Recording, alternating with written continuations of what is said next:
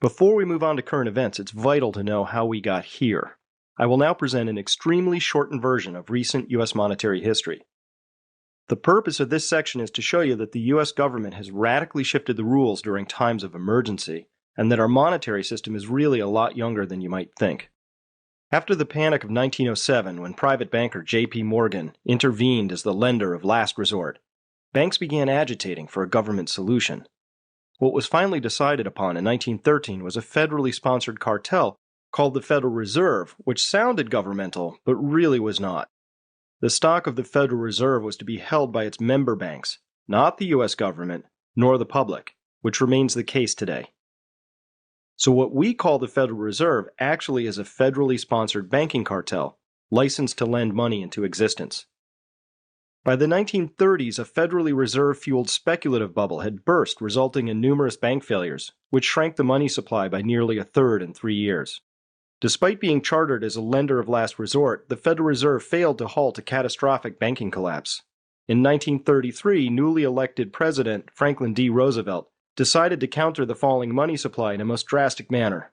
To accomplish this, he confiscated all privately held gold and immediately devalued the U.S. dollar. Prior to the seizure, it took approximately $21 to buy an ounce of gold, and afterwards, it took $35. Soon after, contractual obligations of the U.S. government, such as bonds payable in gold, were nullified with the approval of the Supreme Court. This goes to show how governments in a period of emergency can change rules and break their own laws. All of the seized gold either ended up in the vaults of the Federal Reserve or at the International Monetary Fund or on the books of the Federal Reserve. A grand total of $11 billion was exchanged for all 261 million ounces of the nation's gold. In other words, complete control of the gold supply of the most powerful and prosperous nation on earth was exchanged for $11 billion printed out of thin air, creating some very serious storage hardships for the Federal Reserve. I mean, have you ever tried lifting 70-pound gold bricks that high over your head? In any event, to end the turmoil of depression and war and to provide a foundation for global recovery, a conference was held at Bretton Woods, New Hampshire in 1944, with all the major Allied powers attending. Recognizing that the U.S. then represented nearly half of the global economy, the U.S. dollar was made the global reserve currency. All other currencies had fixed rates of exchange to the dollar, which in turn was redeemable for gold at $35 per ounce. The Bretton Woods II system ushered in a period of prosperity and rapid economic recovery. But there was a flaw in the system. Nothing in the Bretton Woods Agreement prevented the U.S. Federal Reserve from expanding the supply of Federal Reserve notes. As this happened, the gold backing behind each dollar steadily declined, such that there was not enough gold to back all of the dollars. Meanwhile, as the Vietnam War intensified, the U.S. was running budget deficits and flooding the world with paper dollars. The French, under President Charles de Gaulle, became suspicious that the U.S. would be unable to honor its Bretton Woods obligations to redeem their excess dollars into gold. As the French exchanged their surplus dollars for gold, the U.S. Treasury's gold stocks declined alarmingly. Finally, President Nixon declared force majeure on August 15, 1971, and slammed the gold window, ending its dollar convertibility. That's what governments do during wartime, and the U.S. followed the pattern perfectly. But this time, it affected the whole world because the removal of gold convertibility of the dollar destroyed the foundation of the Bretton Woods system. Without a gold backing, there was no hard physical limit to how many paper dollars could be issued. Since we now know that all dollars are backed by debt, what do you suppose happened to U.S. debt levels once the externally applied rigor of gold was removed? Let's find out. This is a chart of U.S. federal debt from the period of 1949 to 2004.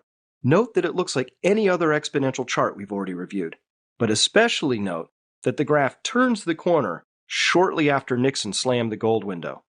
That is, when Nixon removed the last vestige of external physical restraint from the system.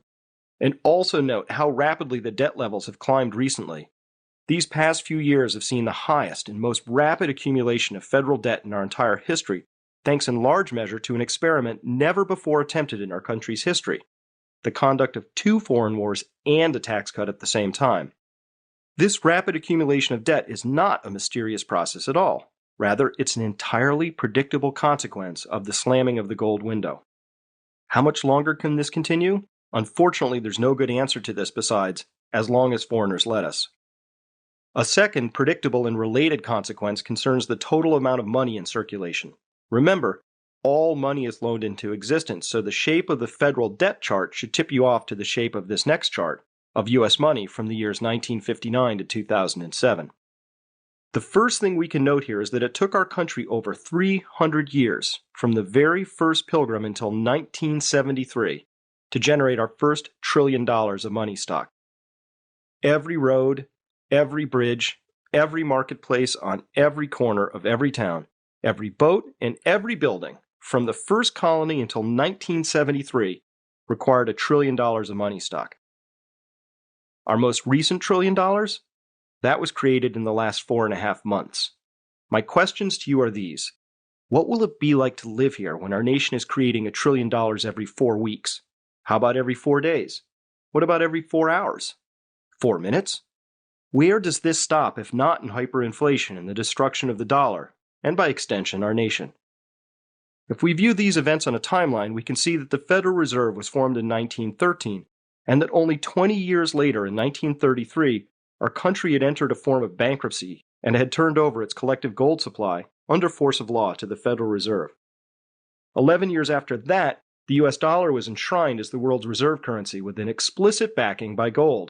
That was unilaterally removed by Nixon 27 years later.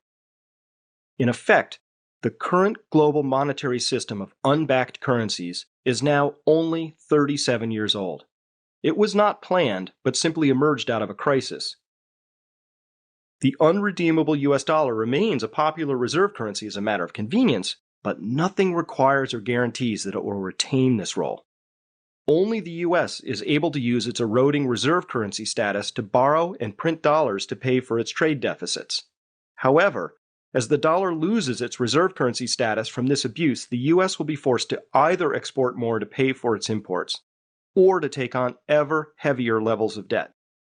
If these actions cause the dollar to keep falling, other countries will be tempted to devalue their currencies to keep pace and remain competitive. The potential for an inflationary period is evident, which brings us to the next section.